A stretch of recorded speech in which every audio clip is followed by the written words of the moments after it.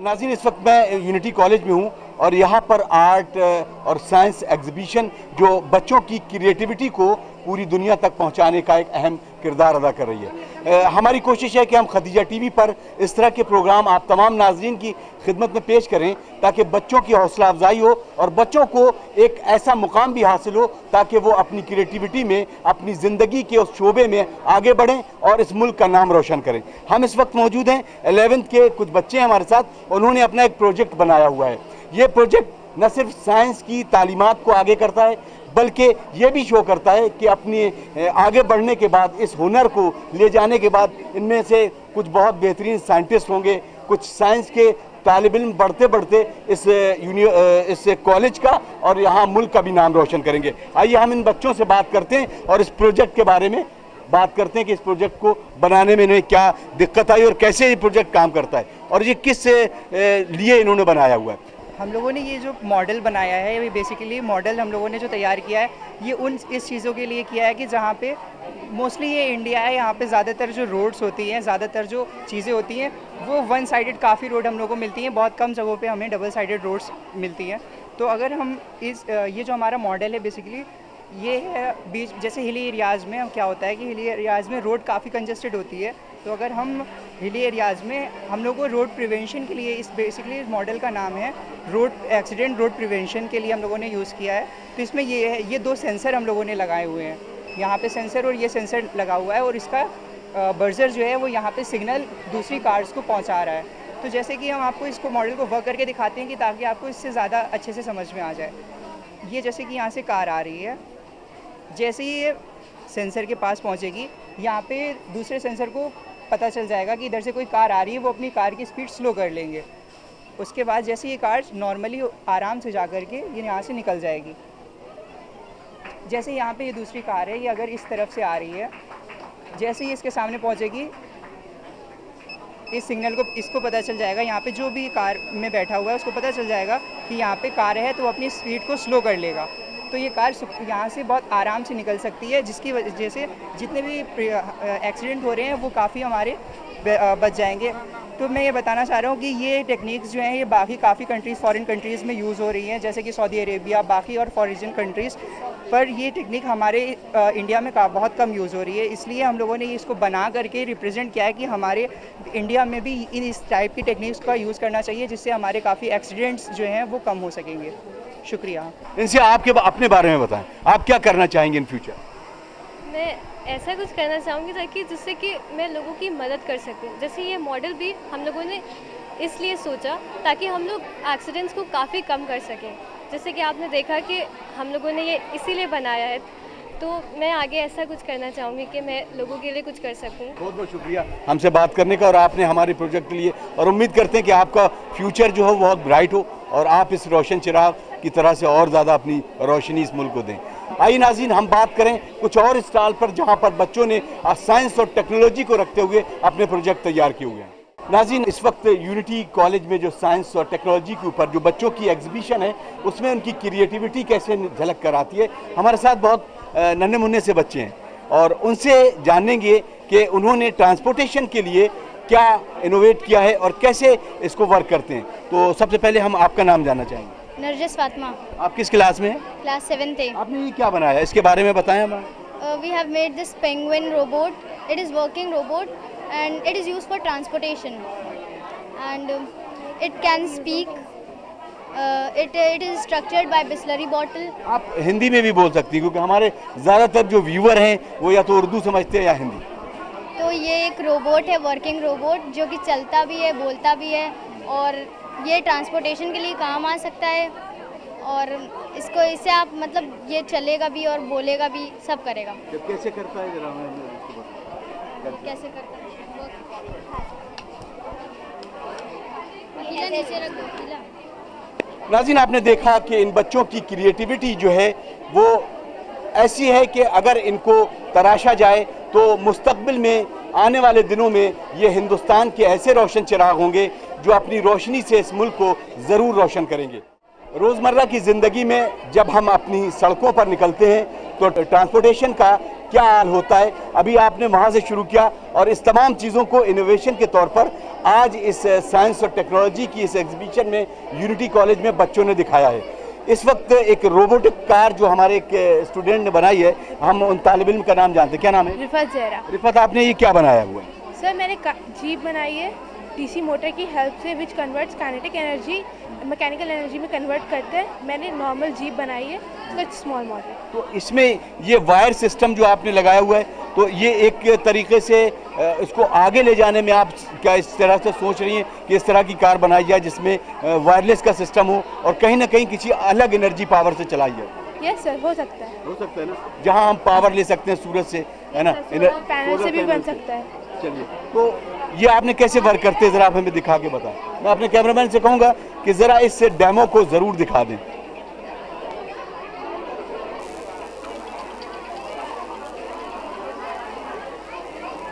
तो नाज़रीन, यकीनन इस तरह के जो इनोवेशन है, इस तरह की जो बच्चों की क्रिएटिविटी है, उसको समझने में यकीनन लफ्ज़ नहीं होते बताने में कि किस तरीके से बच्चों ने ये किया है और ये आगे जाकर इस अपने नाम, अपने से मुल्क का नाम रोशन करेंगे और स्कूल का नाम रोशन करेंगे। बहुत बहुत शुक्रिया इनका। नाज़रीन, यकीनन हम इस आर्ट और टेक्नोलॉजी और साइंस की जो इस एग्जीबिशन में मौजूद हैं, यहाँ पर बच्चों के हुनर देखने को मिल रहे हैं। हमारे साथ जो हम जिस स्टॉल पे हैं, आइए हम जानते हैं कि इन बच्चों ने क्या अपनी सोच के एतबार से यहाँ पर ये प्रोजेक्ट बनाया है। क्या नाम है आपका?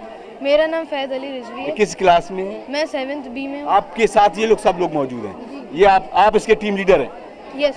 तो आप जरा हमें एक्सप्लेन करेंगे ये आपने क्या बनाया, पहले तो आप बताएं हमें। ये हमारा एम ये है कि हम इस फ्लोइंग वाटर में से इलेक्ट्रिसिटी जनरेट करेंगे। अरे वाह, माशाल्लाह।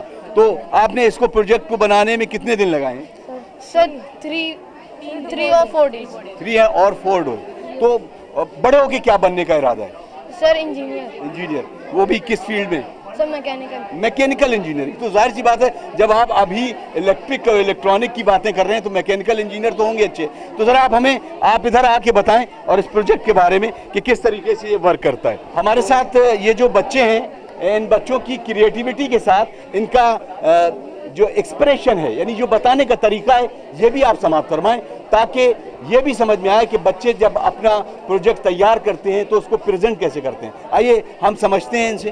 सर यहाँ से पहले पानी गिरेगा, जी। फिर यहाँ पे इस टरबाइन पे आएगा, जब ये रोटेट होगा तब ये लाइट जलेगी। स्टार्ट करो। तो नाज़रीन, आपने देखा कि ये इलेक्ट्रिसिटी को कैसे प्रोड्यूस करता है। हाइड्रो पावर को हम देखते हैं और इस हाइड्रो पावर का जो फंक्शन है, इन बच्चों ने कितनी अच्छी तरह से किया है ना। और बहुत बहुत शुक्रिया और उम्मीद करते हैं कि आप अपने मकसद में कामयाब होंगे, आपका फ्यूचर बहुत रोशन रहेगा। आप देखें कि हम इस वक्त जिस स्टॉल पे हैं और जो प्रोजेक्ट यहाँ पर बच्चों ने तैयार किया है, हम उन्हीं के ज़बानी समझते हैं। सबसे पहले हम आपका नाम जानना चाहें। मेरा नाम मोहम्मद मीसम रज़ा है। मीसम, आपने ये क्या बनाया है? देखिए, हमने इस प्रोजेक्ट में असल में बनाया है कि हम कैसे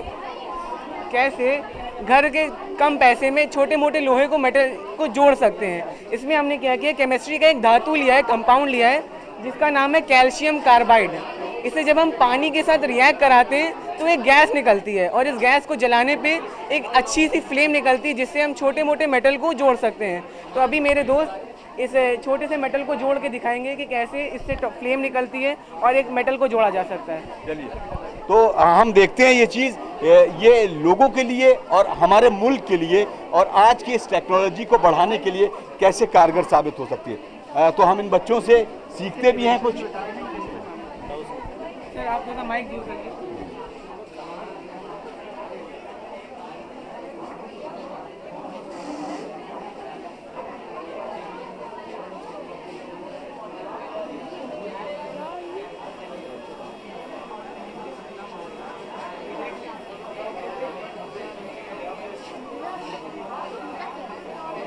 जैसे कि आप नीचे देख सकते हैं कि ये सारी चीज़ें मेल्ट होकर के नीचे गिर रही हैं। आप देख रहे हैं कि हमने इन दो तारों को जोड़ दिया। इसी तरह के हम छोटे छोटे तारों को जोड़ सकते हैं। ये गैस अपने फुल प्रेशर पे, इसका टेम्परेचर कम से कम 1000 डिग्री सेल्सियस है। चलिए, बहुत मेरे पास शायद लफ्ज़ की कमी हो जाए।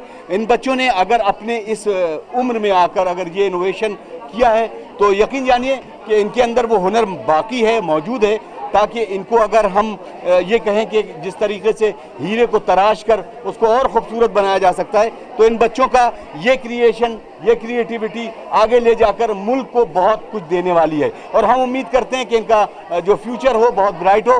बहुत शुक्रिया और उम्मीद करते हैं कि आप अपने पढ़ाई में, लगन में, मेहनत से आगे बढ़ेंगे और इस कॉलेज का नाम भी रोशन करेंगे और इस मुल्क का नाम भी रोशन करेंगे। बहुत बहुत शुक्रिया। मैं हानिया ज़हरा हूँ और मैं यूनिटी कॉलेज क्लास 6B में पढ़ती हूँ और आज हम यहाँ पे आपको सिखा रहे हैं पंजाबी कल्चर के कुछ अनोखे और जायकेदार तरीके। पंजाबी क्या होता है कि पंजाब में बहुत सारे खाने और बहुत तरह के क्यूजीन्स फेमस होते हैं। इस तरीके से हमने इसमें थोड़ी सी झलक डालने की कोशिश किया है, जिसमें हमने कुछ खाने अपने बना के लाए और यहाँ पे रिप्रेजेंट किया है ताकि लोग और ज़्यादा जान सके, पहचान सके कि हम पंजाब में क्या क्या पंजाबी कल्चर में होता है और क्या क्या खाया जाता है वहाँ पर। यहाँ पे हमने आपको कुछ दिखाया है छोले भटूरे और कुछ अलग अलग तरीके की डिशेस। जैसे कि आप सब जानते हैं कि पंजाब में पंजाब का खाना पंजाब की जान होती है और इसी तरीके से पंजाब के खाने में जायकों की कोई कमी नहीं रहती है। एंड यहाँ पे कुछ डिशेस हैं जैसे कि यहाँ पे आलू के पराठे हैं और यहाँ की फेमस स्वीट डिश भी है जिसे कहते हैं पंजाबी पिन्नी और ये बहुत कम यहाँ लखनऊ में देखने को मिलती है, लेकिन पंजाब अगर आप जाओगे कभी तो पंजाब में आपको ये बहुत ज़्यादा अमाउंट में खाई जाती है और छोले भटूरे भी बहुत ज़्यादा लिए जाते हैं और साथ ही साथ मक्के की रोटी और सरसों का साग।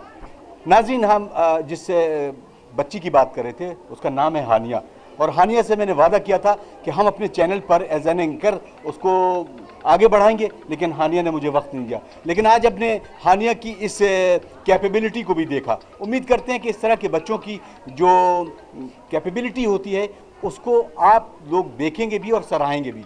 लेकिन आपसे गुजारिश है कि आप इन जैसे बच्चों को दुआओं में ज़रूर याद रखें ताकि इनका मुस्तकबिल रोशन रहे और ये अपने स्कूल का न सिर्फ नाम रोशन करें बल्कि अपने वालिदैन के साथ साथ इस मुल्क का नाम रोशन करें।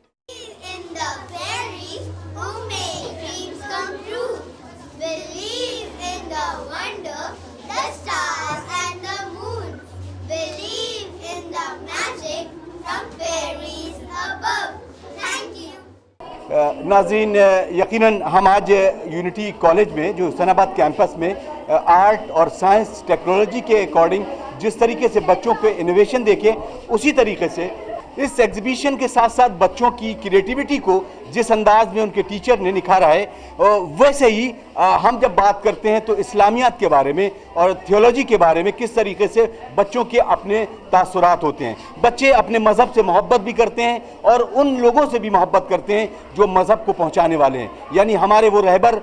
उनके लिए बच्चों के दिलों में क्या क्या जुस्तजू और आरजू होती है, कैसे वो उसको एक्सप्रेस करते हैं। यहाँ पर जिन बच्चों ने जो अपने अपने तरीके से इनोवेशन के तौर पर पेश किया है, हमारे साथ एक बच्ची है जिन्होंने रोज़े को बनाया है और इसकी तामीर करने के साथ साथ इनके दिलों की तमन्ना और दिलों की आरजू भी शायद ये होगी कि काश हम उस जगह पहुँचें जिसे करबला मोहल्ला कहते हैं और बैनुल हरमैन के दरमियान सही करते हुए नजर आएँ।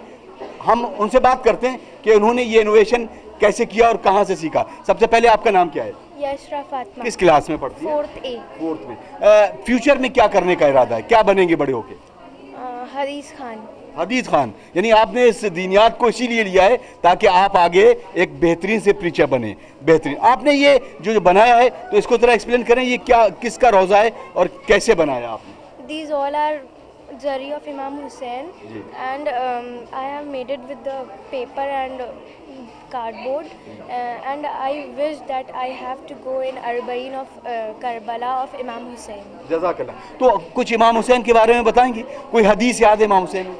No, I can't. Doesn't matter, कोई बात नहीं। तो नाजरीन, यकीनन बच्चों की अपनी सोच और फिक्र जब जहन में उतरती हुई मंजर नामे पे आती है तो इस तरीके के तमाम तर चीज़ें निकल कर आती हैं और नाज़रीन यकीनन ये बाइस फ़ख्र हमारे लिए है कि हम इस तमाम प्रोग्राम को आप तमाम नाज़रीन की खिदमत में पेश करने की सादत हासिल कर रहे हैं। नाज़रीन, आइए हम कुछ और बच्चों से भी बात करेंगे जहाँ पर बच्चों ने इस थियोलॉजी डिपार्टमेंट के और उनके टीचर्स को भी ला के सद मुबारकबाद कि उन्होंने बच्चों की तरबियत इसी अंदाज में की है कि बच्चे अपने माशरे को साथ लेकर इस्लाम को भी कैसे कैसे आगे ले जा रहे हैं। आई नाज़रीन, हम एक और स्टॉल पे हैं जहां पर बच्चे ने अपने अंदाज में कुछ बनाने की कोशिश की है। तो सबसे पहले हम आपका नाम जानना चाहेंगे। My name is Azam Abbas Hussain. अच्छा, अब्बास हुसैन किस क्लास में पढ़ते हैं? मैं 6वीं में पढ़ता हूँ। तो आप जरा इसके बारे में बताएं, और मैं तो ये कहूँगा कि आप एक्सप्लेन करें और ये माइक आपके हवाले। सर, इसमें ये बताया गया है कि ये रसूलुल्लाह का कौल है। इससे पहले मैं आपको हदीस बता देता हूँ। रसूलुल्लाह का कौल है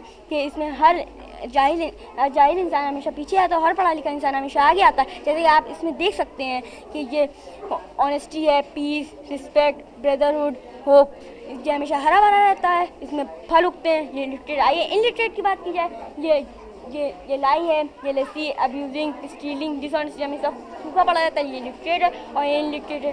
थैंक यू। तो शायद इन्होंने बताने में जल्दी कर दी, लेकिन उम्मीद करते हैं कि शायद ये बड़े होते होते इस चीज़ को सीखेंगे और एक बेहतरीन ऑरेटर भी बनेंगे। तो नाज़रीन, यकीनन इस 2 प्लांट के हवाले से ये बात बिल्कुल आया है कि एक पढ़ा लिखा इंसान कैसे होता है और एक जाहिल इंसान के सोच और फिक्र कैसी होती है। तो हुजूर सरवर कायनात की जो हदीस है वो पेश की और उसके हवाले से प्रोग्राम है। आइए नाज़रीन, यहाँ पर भी हम देखते हैं कि इन बच्चों की तरफ भी मुड़कर देखते हैं। क्या नाम है आपका? कुलसुम। आप किस क्लास में? 8th में। क्या बनाया है आपने? सर, हमने यहाँ पे बनाया है कि लक़द ख़लक़नल इंसान फ़ी अहसनिल तक़वीमा। हमने यहाँ पे दिखाया है कि इंसान अगर सच्चाई के रास्ते पे है, नेकी के रास्ते पे है, अगर उसके अंदर तक़वा है तो वो कामयाबी हासिल करता है और जन्नत के रास्ते पे पहुँचता है। लेकिन अगर कहीं वहीं इंसान के अंदर गफलत है, वो अगर जेलस है, हसद है, उसके अंदर जेलसी है, तो वो जहन्नुम के रास्ते में भेज दिया जाता है। तो हमको बेहतर है कि हम सच्चाई का रास्ता अपनाएं और अपना वालिदैन की इज़्ज़त करें, नमाज़ पढ़ें, तक़वा हासिल करें और ईमान पे रहें अपना। चलिए, बहुत उम्दा। तो ये चीज़ें आपको वालिदैन की तरफ से मिली हैं या टीचर ने बताया? कैसे आप मतलब इसको अपनी ज़िंदगी में कैसे इम्प्लीमेंट करते हैं? सर, हमें ज़्यादातर चीज़ें तो अपने कुरान और हदीस से ही मिल जाती हैं। जैसे कि जो हम लोग को बताने में हमारी टीचर्स और हमारे पेरेंट्स दोनों का बराबर हिस्सा होता है, जो हम लोग को पूरी तरह से मदद करते हैं कि हम लोग दीन और दुनिया दोनों में बेहतरीन कामयाबी हासिल करें। चलिए, बहुत उम्दा। और उम्मीद करते हैं कि आपका मुस्तकबिल रोशन हो और एक रोशन सितारे की तरह इस स्कूल का नाम रोशन करें, मुल्क का नाम रोशन करें। बहुत बहुत शुक्रिया, बहुत शुक्रिया। तो नाजरीन, यकीनन इंसान की तख्लीक उसके किस अंदाज में की है, अल्लाह तबारक ताला ने जिस अंदाज ने पेश किया था उसको यहाँ पर दिखाने की कोशिश थी और इस कोशिश को आगे भी जारी रखते हैं। आइए दूसरे स्टॉल की तरफ चलते हैं। क्या नाम है आपका? मिदत फातिमा। मिदत किस क्लास में पढ़ते? 7th। आपने ये क्या बनाया है और इसके बारे में बताएं। पानी और नमाज एक जैसे हैं। पानी मोहताज नहीं पीने वालों का। इसमें हम ये बताना चाह रहे हैं, अगर आपको पानी पीना है तो आप पी लीजिए, अगर आपको नहीं पीना तो आप ना पीजिए। वैसे ही नमाज भी मोहताज नहीं पढ़ने वालों का। अगर आपको मन चाहता है कि आप नमाज पढ़े तो ना, अगर आपको मन चाहता है पढ़ें, अगर आपको मन चाहता है ना पढ़ें। लेकिन अल्लाह ने हमको इतना दिमाग दिया है कि अगर हम नमाज नहीं पढ़ेंगे तो रोज़े में अजर हमारा अमाल क्या होगा। तो इसीलिए हमें नमाज पढ़ना चाहिए। और देख सकते हैं, वालिदैन की खिदमत भी इबादत है। जैसे नमाज इबादत है, वैसे वालिदैन की खिदमत भी इबादत है। और हम आपको यहाँ पे दिखाना चाहते हैं कि ये एक इंसान है और इसके पास बहुत सा पैसा है, वो तब भी सेटिस्फाइड नहीं उसके पास क्या है। और यहाँ पे एक इंसान, उसके पास कुछ नहीं है, कुछ नहीं, एक मामूली से घर में रहता है लेकिन तब भी वो सेटिस्फाइड है। तो हम ये बताना चाहते हैं कि आपके पास जो भी है हमें उससे हमेशा सेटिस्फाइड होना चाहिए। हम आपको ये दिखाना चाहते हैं क्योंकि सेटिस्फैक्शन एक बहुत बड़ी चीज़ है और सेटिस्फैक्शन हमें हमेशा रहना चाहिए, सेटिस्फाइड रहना चाहिए जो भी हमारे पास है। Thank you. तो आप अभी ये बताएं, बड़े होके क्या बनने का इरादा है? मेरा बड़े होकर डॉक्टर बनने का इरादा। डॉक्टर बनने का इरादा है। अभी किस क्लास में? हम 7th में। 7th में। उसमें पढ़ाई बहुत करना पड़ती है। तो आप क्या इन सारी चीज़ों को अपनी ज़िंदगी में अमल भी करती हैं और कैसे पैगाम देंगे उन बच्चों को कि जो पढ़ रहे हैं, वालिदैन के हवाले से क्या बात करेंगे? हम ये चाहते हैं कि जो बच्चे पढ़े वो अच्छे से पढ़ें और हम ये अपनी ज़िंदगी में अमल करते हैं। हम देखिए, हमारे पास जितना भी है, हम बहुत ज़्यादा अमीर भी नहीं, ना बहुत ज़्यादा गरीब है, हम मिडिल क्लास के। लेकिन मेरी मम्मी हमेशा हमको ये बताती, हमारे पापा ये बताते, जितना हमारे पास बेटा अल्लाह का शुक्र अदा करो कि हमारे पास वो, हम उनसे तो सही है ना कि जो सड़क पर रहते, जो 2 तरीके के चप्पल पहन के सोते हैं। तो मम्मी कहती एकदम खुश रहा करो जो तुम्हारे पास मिला, तुम हमेशा खुश रहो। देखो, तुम्हारे पास घर इतना अच्छा, तुम्हारे पास वालिदैन है, तुम्हारे पास अच्छे अच्छे कपड़े हैं, तो हमेशा हमको सेटिस्फाइड रहना चाहिए जो हमारे पास है। इस मॉडल से हम ये बताना चाहते हैं और बच्चों को भी बताना चाहते हैं कि जो उनके पास है।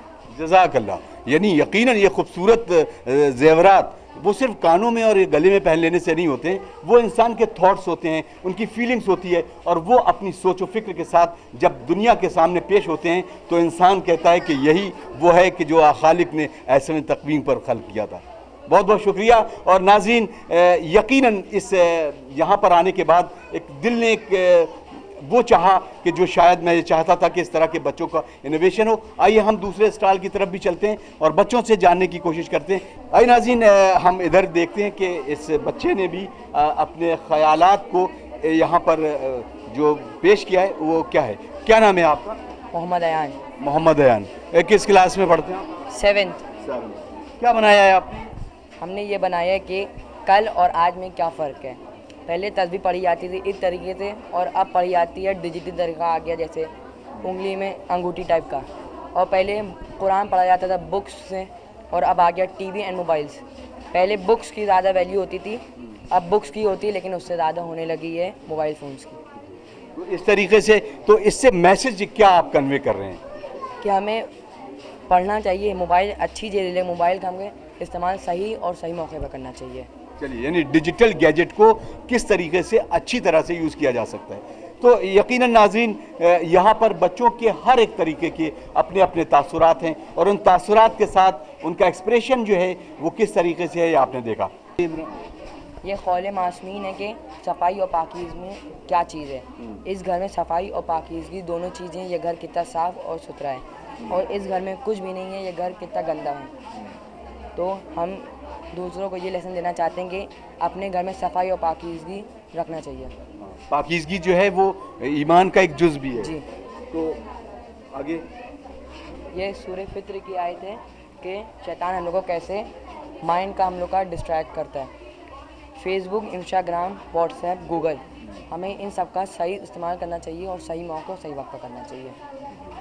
चलिए, बहुत बहुत शुक्रिया अरमान, और उम्मीद करते हैं कि आप अपने मुस्तकबिल में ज़रूर आगे बढ़ेंगे ना। तो नाजरीन, हम ये चाहेंगे कि आप इन बच्चों के हक़ में दुआ करें।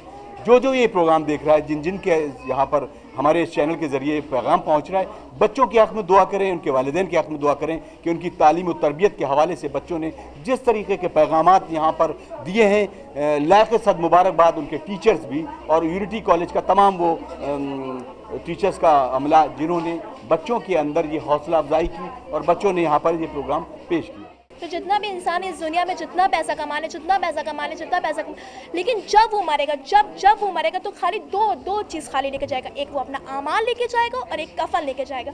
सो हम इस आपको बताना चाहते हैं, sorry sir, no package is allowed. That means आप कुछ नहीं सामान लेके जा सकते, सिर्फ और सिर्फ आप 2 चीज़ें लेके जाते हैं। आप ये देख सकते हैं, ये आदमी 2 चीज़ खाली, ये इतना सारा सामान लेके जा रहा है, अपना पैसा, दौलत, घर वर सब ये चाहते हैं हम सब अपनी कब्र में दफन कर लें, लेकिन ये नहीं हो सकता। सिर्फ और सिर्फ हम 2 चीज़ लेके जा सकते हैं, एक है हमारा आमाल और एक है कफन। 2 चीज़ लेके जा सकते हैं, ये हम आपको बताना चाहते हैं। बहुत उम्दा। आपका नाम क्या है? मेरा नाम कुमेल है। कुमेल सैयद।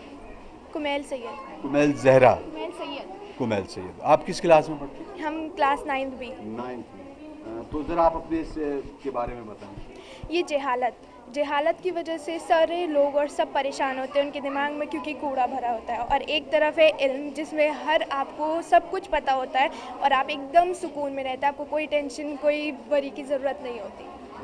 तो मतलब ये बताया है कि एक पढ़ा लिखा इंसान अपनी ज़िंदगी को कैसे अपने कानून के साथ, एक नियम और कानून के साथ चलता है, और एक जाहिल इंसान इस तरीके से रद्दी की टोकरी की तरह से दिमाग में कचरा भरे रहता है। चलिए, बहुत बहुत बहुत शुक्रिया आपका। नाज़रीन, एक बार फिर इस्तकबाल है और मैं आपका मेज़बान अतर काज़मी इस वक्त स्पेशल ट्रांसमिशन के ज़रिए आपसे मुखातिब हूँ। इस वक्त मौजूद है यूनिटी कॉलेज में, जहाँ पर बच्चों की जो सलाहियत है, उनका इनोवेशन है, वो यहाँ पर आर्ट एंड क्राफ्ट और साइंस टेक्नोलॉजी के हवाले से जो एग्जीबिशन है उसमें दिखाने को मिल रहा है, देखने को मिल रहा है। तो अब यहाँ पर उस वक्त हम जिस स्टॉल पे हैं, यहाँ पर थियोलॉजी के बारे में, सूरे के बारे में, कुरान के बारे में, तालीमात मासूमीन के बारे में और इस तमाम हवालों से यहाँ पर जो एग्जीबिशन को आगे बढ़ाया गया है, इसमें हमारे साथ यहाँ की एक टीचर हैं जो बात करेंगी इस पूरे प्रोग्राम के हवाले से, और उम्मीद करते हैं कि ये जो दीनियात के और थियोलॉजी के हवाले से बात होगी वो उन बच्चों के लिए भी फ़ायदेमंद होगी जो हमारे ये स्पेशल प्रोग्राम देख रहे हैं। सबसे पहले बहुत बहुत खैर मकदम मैडम, क्या नाम है आपका? नुदरत फ़ातिमा। आप इसके बारे में हमें तफसील से बताएं कि इसका क्या मकसद है और कैसे पैगाम तालीमात मासूम को तरवीज किया जा सकता है आगे। बिल्कुल, तो सर हमारा स्कूल का नाम है क्यू स्कूल और Q school is basically an international school. हमारी हेडक्वार्टर्स लंदन में है और वहाँ से हमारी जो टीचर हैं साबिरा तकी मैम, जो कि इंटरनेशनल आउटरीच एम्बेसडर हैं, वो हम लोगों को यहाँ पर गाइड करती हैं। और पूरे इंडिया में लखनऊ में यूनिटी में हमारी ब्रांच है क्यू स्कूल की और it's basically we have got 3 sections. So unity, morning, mission and Sunday schools में हम बच्चों को पढ़ाते हैं। और ऑब्वियसली हमारा मोटो ये है कि बच्चा सिर्फ सीखे नहीं बल्कि उसको अपनी ज़िंदगी में अपनाए भी और basically to make him a practical Muslim. तो दिस इज़ आवर मोटो, ये हमारा ऑब्जेक्टिव है। ये सारे स्टार पे आपने जो दिखा जी। है जैसे ये सूरह यूनिस, जी। सूरह यासीन, और ये इसका मकसद ज़रा हम समझना चाह रहे हैं कि इससे आपने बच्चों के लिए क्या बताया।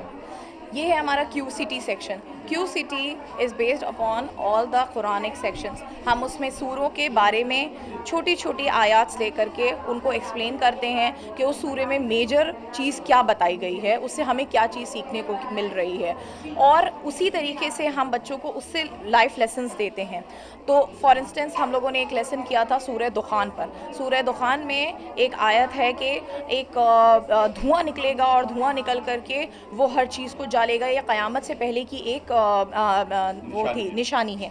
तो उस तरीके से हम लोगों ने बच्चों को एक्टिविटी करवाई कि हम लोगों ने बेसिकली उनको बोला कि एक इसको स्कैटर करो, जितने स्कैटर पत्तियां थी उन सबको बोला कि उसको स्कैटर करो और उसके बाद उसको जलाओ। जब आग लगी तो उसमें धुआं निकला। बच्चों से पूछा ये बताओ तुम्हें कैसा लग रहा है इस धुएं में। बच्चों ने कहा हमें कंजेशन हो रहा है, हमें सांस लेने में प्रॉब्लम हो रही है। उनको ये चीज़ बताई कि किस तरीके से हम लोग जब क़यामत से पहले के जो आसार होंगे वो किस तरह के होंगे, कितना हमें मुश्किल होगी। तो ये इस तरह से हमारा मकसद है कि बच्चे खाली कुरान को सिर्फ पढ़ें नहीं बल्कि उसको समझें। मकसद हमारा ये है QCT को। अगर आप देख सकते हैं यहाँ पे जो प्रॉप्स रखे हुए हैं, तो ये सब जैसे सूरह नूर है, तो हम लोगों ने बच्चों से लैम्प्स बनवाए, लैम्प्स बनवा करके सूरह नूर को एक्सप्लेन किया। सूरह नज्म इसी तरह से हम लोगों ने सितारा बनवा के, जी, सितारा बनवा करके किया। सूरह यासीन में हम लोगों ने एक्सप्लेन किया कि किस तरह से यूनिवर्स का जिक्र किया गया है। अच्छा, हम उधर जो देख रहे हैं जिसके सलात के बारे में जो आपने तमाम रुकने और यहाँ पे दिखाए हुए हैं, तो मैं कैमरामैन से कहूँगा थोड़ा सा कुमेल साहब इस तरफ भी रोशनी डालें। और मैम ज़रा ये टाइमिंग, सलात के साथ टाइमिंग इंसान को कैसे पंक्चुअल बनाती है, तो यकीनन उस प्रैक्टिकल की तरफ भी हम गामजन होते हैं कि नमाज इंसान को कैसे उसको किस तरीके से एक अच्छे अमल की तरफ ले जाती है और उसकी ज़िंदगी की जो शायराएँ हैं उससे जोड़ते हुए आगे बढ़ाती है। तो मैम इसके बारे में भी ज़रा बताएं हम। बिल्कुल सर, ये है हमारा क्यू लॉज और फ़िक़्ह सेक्शन, जिसमें हम बच्चों को फ़िक़्ह सिखाते हैं। स्टार्ट करते हैं छोटे छोटे टर्म्स से। जैसे टर्म्स अगर हम सिखा रहे हैं तो वाजिब, मुस्तहब और हराम, तो इसको हम लोगों ने दिखाया है रेड, येलो और ग्रीन से। तो ये रेड, येलो, ग्रीन और ये ट्रैफिक लाइट से हम लोगों ने सिखाया है बच्चों को कि क्या चीज़ हमें बिल्कुल नहीं करनी है। जैसे कि बच्चों ने खुद इस पे देखिए ड्रॉ किया है कि आपस में फ़ाइटिंग नहीं करनी है, या we should not listen to music, या हमें अपने बड़ों का कहना ऐसा नहीं कि हम उनके बात ना माने, तो डिसओबीडियंस नहीं करनी। ये सारी चीज़ें बच्चों ने ड्रॉ की हैं। मुस्तहब में कुरान पढ़ना मुस्तहब है, अपने बड़ों की बात मानना ज़रूरी है, मुस्तहब है। उसी तरीके से वाजिबात में बच्चों ने ग्रीन कलर से उसको डिनोट किया है कि हिजाब इज़ वाजिब, सलात इज़ वाजिब। सलात पे आते हैं तो सलात ज़रूरी है कि बच्चों को पता चले कि हम क्यों नमाज़ पढ़ते हैं। तो नमाज़ पढ़ने की वजह ये है कि ये हमें ना सिर्फ ये कि हम स्पिरिचुअली हमारे अंदर एक अलग सी पावर आती है, बट दूसरी ये कि हम पंक्चुअल भी होते हैं। हर नमाज के अलग अलग औक़ात हैं और अगर हम उन औक़ात के फ़जीलत के औक़ात को मिस कर दें तो हमारे लिए वो अच्छी बात नहीं है। तो बच्चों को डिसिप्लिन भी इस तरह से हम लोग सिखाते हैं। ये आप देख रहे हैं जिस तरह की ये प्रॉप्स बनी हुई हैं, तो ये कीज़ जो हैं ये बेसिकली इसमें बच्चों को सिखाया गया है कि नाम क्या है हर नमाज के। जैसे इशा है, इशा की रकात कितनी, ये कीज़ के टीथ से हम लोग ने एक्सप्लेन किया है, तो ये 4 टीथ हैं यानी 4 रकात हैं। उसी तरीके से फ़ज्र है तो 2 रकात हैं, तो ये इस तरह से 2 टीथ, इस तरह से हमने एक्सप्लेन किया है। ये हमारी सलात पोजीशंस हैं।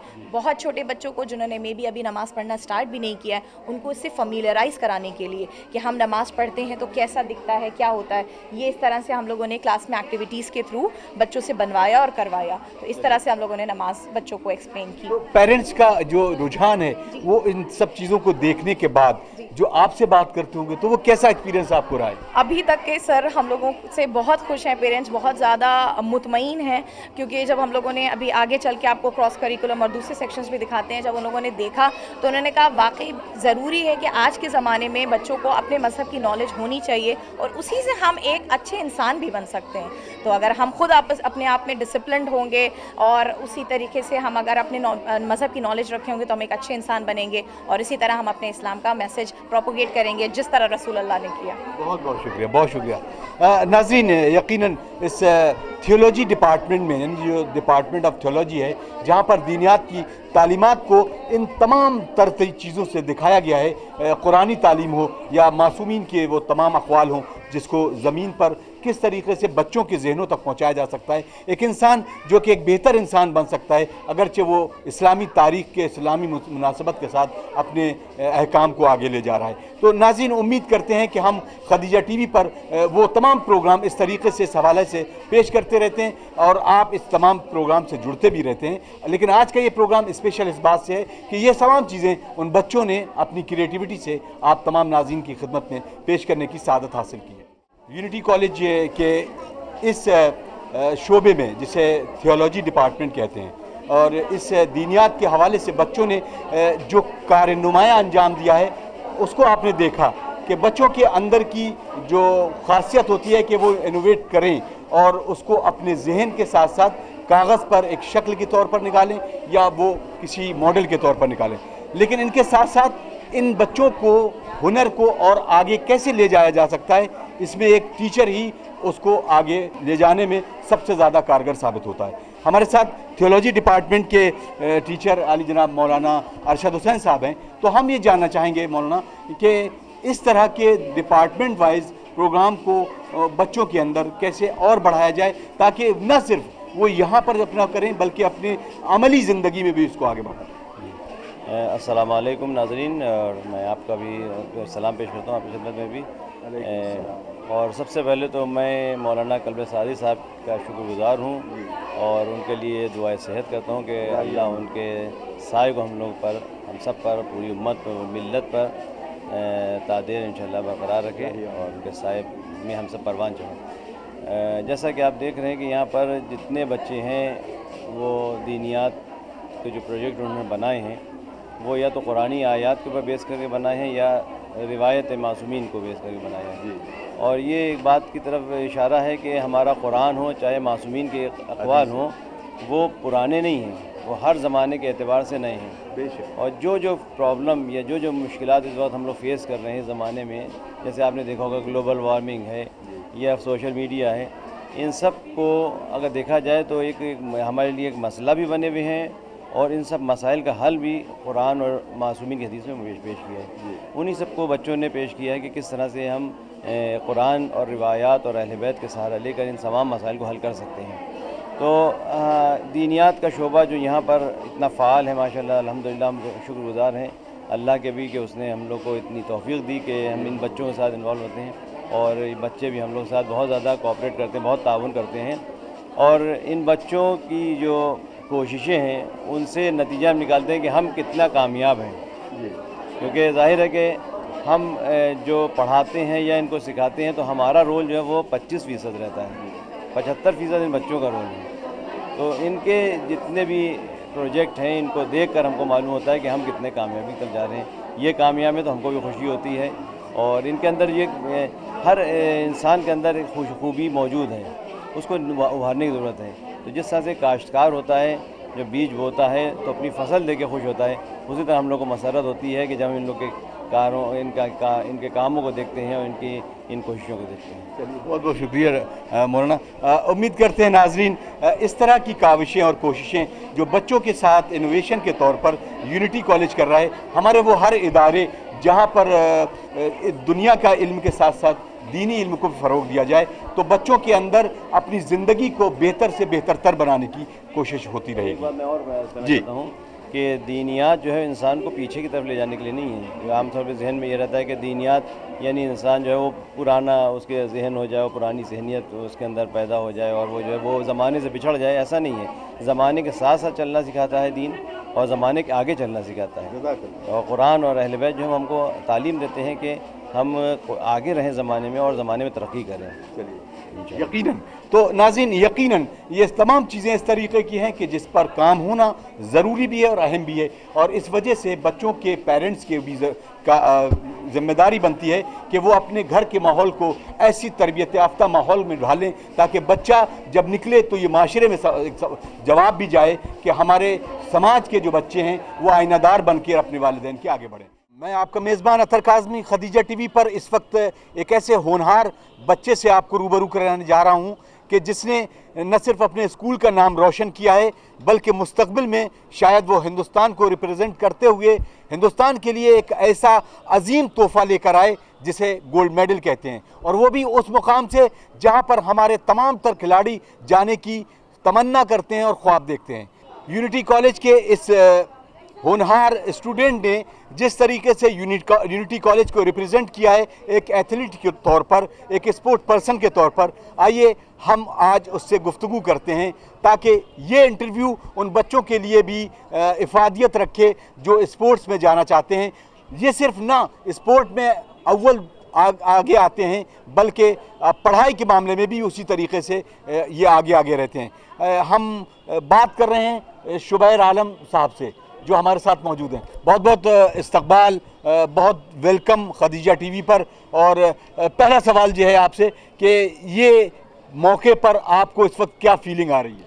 अस्सलाम वालेकुम। मुझे यहाँ पे बहुत अच्छा लग रहा है और यूनिटी कॉलेज ने मुझे काफ़ी सपोर्ट दिया है एथलेटिक्स करियर में। फ़ुटबॉल में मैं पहले खेलता था लेकिन उसके बाद मैंने एथलेटिक्स ज्वाइन की जिसमें मुझे यूनिटी कॉलेज ने बहुत सपोर्ट किया, फाइनेंशियली भी सपोर्ट किया। मेरे फादर ने भी मुझे बहुत सपोर्ट किया है जिसका मैं शुक्रियागुज़ार हूँ सभी का जिन्होंने मुझे सपोर्ट किया, मेरे सर प्रदीप ओझा का भी।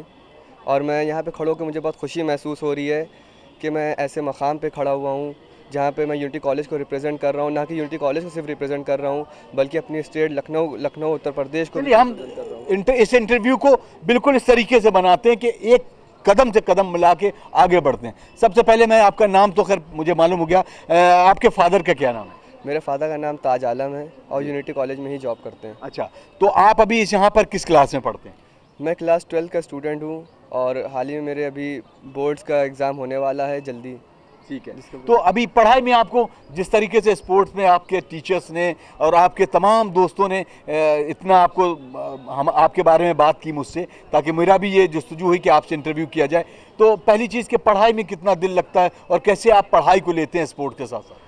पढ़ाई के लिए मैं मानता हूँ कि पढ़ाई तो ज़रूरी है लेकिन पढ़ाई के साथ साथ कुछ ना कुछ ऐसा होना चाहिए जिसमें आपको आगे रहना चाहिए। तो मैंने स्पोर्ट्स एक ऐसा ज़रिया है जिसमें आप आगे रहें। और सभी बच्चों से मैं जितने भी हज़रात जितने भी शिया बच्चे हैं सबसे मैं गुजारिश करता हूँ कि वो आगे रहें, और जितने मुसलमान बच्चे सबसे गुजारिश करता हूँ वो स्पोर्ट्स में भी आगे रहें ताकि उनको आगे वाली आने वाली फील्ड्स में कोई दिक्कत ना हो। जो स्पोर्ट्स का काफ़ी फ़ायदा भी है ताकि वो अपनी जॉब में उनको अप्लाई कर सकते हैं, उसको रिलैक्सेशन मिलता है उनको, और पढ़ाई में भी वो अपना जो है कहीं एडमिशन अच्छी यूनिवर्सिटीज़ में ले सकते हैं जिसमें उनको फ़ायदा मिलेगा। अच्छा शुबैर, हम अक्सर सुनते आ रहे हैं अपने वालिदैन से और अपने बुज़ुर्गों से कि पढ़ोगे लिखोगे बनोगे नवाब और खेलोगे कूदोगे तो होगे ख़राब। तो इस सेंटेंस को आपने कभी आपके पेरेंट्स ने आप पर अप्लाई किया? नहीं, मेरे पेरेंट्स ने मुझे खेलने के लिए कभी नहीं रोका। बस मेरे पेरेंट्स ने यही बोला है कि आप पढ़ाई के साथ साथ स्पोर्ट्स भी किए। स्पोर्ट्स कोई गलत चीज़ नहीं है, स्पोर्ट्स से भी लोगों के करियर बनते हैं। हमारे पास एग्जांपल है सचिन तेंदुलकर जैसे लोगों का, और कई ऐसे खिलाड़ी हुए हैं हमारे पास भी जो स्पोर्ट्स में भी अच्छे थे, पढ़ाई में भी अच्छे थे। ऐसा नहीं है कि खाली इंसान स्पोर्ट्स एक ही चीज़ कर सकता है, पढ़ाई नहीं कर सकता, स्पोर्ट नहीं कर सकता। ये बिल्कुल गलत है। खेलने कूदने से कोई ख़राब नहीं होता है। खेलने कूदने से और इंसान का दिमाग खुलता है और वो एकदम रिलैक्स फील करता है जिससे उसे पढ़ाई में भी मन लगता है। शुबैर, इस पूरी जद्दोजहद में जहां आपने अपने पेरेंट्स का नाम लिया है तो वो उन टीचर्स का जिन्होंने आपको बहुत मोटिवेट किया हो और आगे बढ़ने में एक हौसला दिया हो?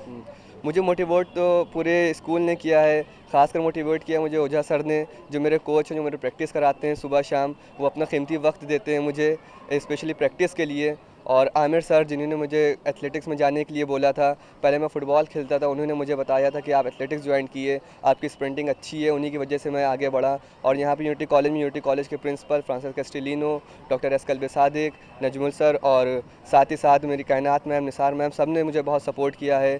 सारे टीचरों ने मुझे बहुत सपोर्ट किया, जिसके मैं शुक्रगुजार हूँ और मैं उम्मीद करता हूँ ये और भी बच्चों को आगे सपोर्ट करेंगे। आइए नाजरीन, हम इस होनहार बच्चे की बात कर रहे हैं और शुबैर ने जिस तरीके से अपनी जद्दोजहद को आगे बढ़ाया है, बग़ैर उस शख्सियत के जिस शख्सियत ने इसको न सिर्फ पैदा किया बल्कि उसको अपने आगोश में लेकर उसको तालीम और तरबियत के हवाले से भी आगे बढ़ाया। अगर हम उनका तस्करा ना करें तो शायद ये इंटरव्यू अधूरा रह जाएगा। हम बात कर रहे हैं उनके वालिद माजिद जनाब ताज आलम साहब, जो इस वक्त हमारे साथ मौजूद हैं। हम इनसे भी जानने की कोशिश करते हैं। ताज साहब, यकीनन मुबारकबाद भी और बहुत बहुत मुबारकबाद कि आपने ऐसे बच्चे को जिसकी तरबियत को और जिसके होनहार होने के लिए आपने आगे बढ़ाया। पहला सवाल जो हमने सवाल किया कि अक्सर हमारे वालिदैन कहते हैं कि पढ़ोगे लिखोगे तो बनोगे नवाब, खेलोगे कूदोगे तो होगे ख़राब। तो आप इस सेंटेंस को कैसे इन पर इम्प्लीमेंट नहीं कर सके? असल में मैं पढ़ाई से सिर्फ कोई ज़्यादा कारगर नहीं हो पाता है। प्रैक्टिस या क्या नाम है कोई ट्रेनिंग ना लिए हुए हो जब तक कि कुछ नहीं हो, तो एक्सपोर्ट डे से ज़्यादा बेहतर और कुछ समझ में नहीं आया मुझे, जो कि आगे बढ़ाने के लिए। इसमें आपकी अहलिया ने भी आपको उतना सपोर्ट किया? हाँ, अहलिया ने तो दिया है। अभी आप इनके पढ़ाई के लिहाज से, आप इनके मुस्तकबिल के लिहाज से एक अच्छे स्पोर्ट्स पर्सन के तौर पर, यानी एक अच्छे खिलाड़ी के तौर पर इनको ज़्यादा अच्छा बेहतर समझेंगे या एक पढ़ लिख के एक ऊंचाई पर पहुंचने वाले ऑफिसर के तौर पर? अब तो ये जो है जिस भी अपनी तबीयत के हिसाब से, दिमाग के हिसाब से जिस उस पर जाना चाहे ये जा सकते हैं। इसमें तो हमारी कोई वो नहीं है, क्योंकि बगैर खेले हुए और बगैर कोई चीज़ के कुछ नहीं मिल पाता। अच्छा, किस तरीके से आपने जद्दोजहद को रखा, क्योंकि आप यहाँ पे एम्प्लॉय भी हैं यूनिटी कॉलेज में, और यहाँ के लोगों ने, यहाँ के ख़ास तौर से टीचर्स ने, यहाँ के मैनेजमेंट ने आपको कैसे भरोसा दिया कि आप अपने बच्चे को पढ़ाएं भी और मुस्तकबिल में एक अच्छा स्पोर्ट पर्सन भी बनाएं? कॉलेज ने सपोर्ट तो किया, बहुत कुछ कर रहा है, अभी भी कर रहा है और करता रहेगा आगे, मगर इसके स्पोर्ट के लिए मैंने कोई भी गेम खेलने से पहले, रनिंग से के पहले जो कोई काम नहीं हो सकता है, तो इस पर मैंने रनिंग के ऊपर ज़्यादा जोर दिया था, ताकि कोई भी खेल खेलो बगैर रनिंग के कोई काम नहीं हो सकता है। चलिए ताज आलम साहब, फिर एक बार बहुत बहुत मुबारकबाद और उम्मीद करते हैं कि आपकी दुआएं और हमारे तमाम नाजरीन की दुआएं भी शुबैर के साथ हैं। आइए नाजरीन, हम पलटते हैं फिर एक बार शुबैर आलम की तरफ। तो शुबैर, कैसे आपने ये सोचा कि हमें स्पोर्ट्स की तरफ जाना है और एक अच्छा स्पोर्ट्स पर्सन बनना है? खुदा ने हर एक को कुछ ना कुछ टैलेंट दिया। मुझे लगा कि मेरा एक स्पोर्ट्स में टैलेंट है, ना कि इतना पढ़ाई में नहीं है, लेकिन स्पोर्ट्स में है। पढ़ाई तो हर बच्चा करता है, लेकिन स्पोर्ट्स हर बच्चा नहीं करता है। तो मैंने आमिर सर से बात करी उन्होंने बोला कि बेटा हाँ, स्पोर्ट्स भी एक अच्छा ज़रिया है अपने करियर को बनाने का। और मेरे पे स्प्रिंटिंग पहले से अच्छी थी, काफ़ी अच्छी स्प्रिंटिंग थी मेरी, तो उन्होंने बोला तुम स्प्रिंटिंग ज्वाइन करो। उसके बाद ही मैंने स्प्रिंटिंग ज्वाइन करी। पहले 1 साल मैंने प्रैक्टिस करी, फिर जब मैं क्लास 10th में था तो मैंने अपना पहली एथलेटिक मीट्स में पार्ट लिया, जिसमें मुझे 3 मेडल मिले, 200 मीटर, 100 मीटर, 400 मीटर, और मैं स्टेट लेवल पे गया। हालांकि मैं पहले साल स्टेट लेवल हार गया था, लेकिन मेरे सर ने मुझे फिर बहुत सपोर्ट किया। मैं स्टेट लेवल फिर ओजा सर के साथ, ये तो एथलेटिक्स के यहाँ पे कोच ओजा सर भी हैं, और उन्होंने मुझे बहुत सपोर्ट किया। और हालांकि किस पोजीशन पे हैं और कैसे आप देखते हैं कि आपको इंटरनेशनल लेवल पर, ओलंपिक में, एशियाड में, या ये कहें कि हम कॉमनवेल्थ गेम में, कैसे आप सोचते हैं कि कितनी मेहनत और करना है और कैसे आपको सपोर्ट दिया जाए गवर्नमेंट की तरफ से, कॉलेज की तरफ से और आपके पेरेंट्स की तरफ से? पेरेंट्स की तरफ से मुझे सपोर्ट है काफ़ी हद तक, और स्कूल की तरफ से भी सपोर्ट है।